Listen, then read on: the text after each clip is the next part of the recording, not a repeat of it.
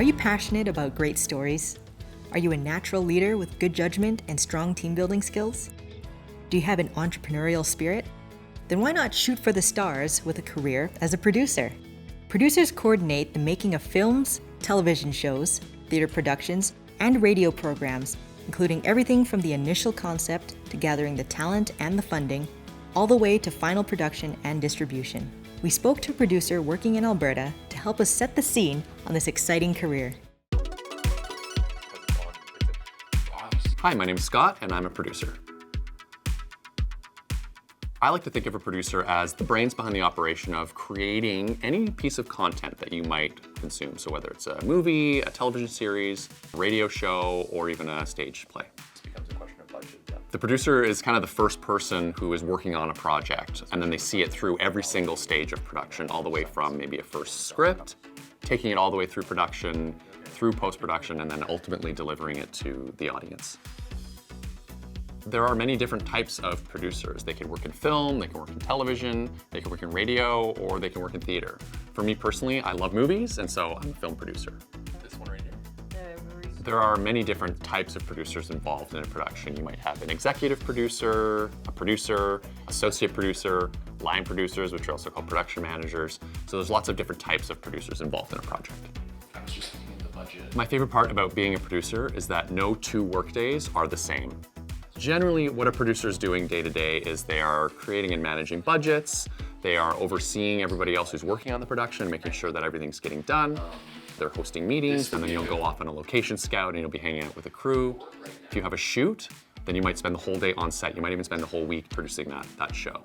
If you're in post-production, you might spend a day in the edit suite with the editor going over a cut. And there are some days where you might just be in the office all day working on a production plan or a schedule. One of the largest responsibilities of a producer is managing the budget. And that means making sure that you don't spend more money than you have. And so some of that comes down to negotiating with your crew and making sure that the salaries are fair, but also fit within your budget. Setting budgets for each department and making sure that they're staying within those budgets. They work really closely with the director and the director of photography to make sure that the quality of the movie or TV show that they're producing is high enough.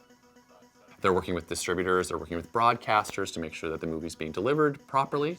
And then ultimately at the end, they're actually also promoting the film or TV show to make sure that people want to watch it. But when you're a producer, you don't actually need as many hard skills as you might think. It's actually more the soft skills that a good producer has. And those are skills like being a really good communicator. And so it really becomes about managing people. And if you're a great people person, you're gonna have a lot of success as a producer. Some other skills that a good producer needs are creativity and an eye for story. A producer's working environment changes dramatically. One day you might be just reviewing a script or making a budget and you'll be maybe at home in your home office.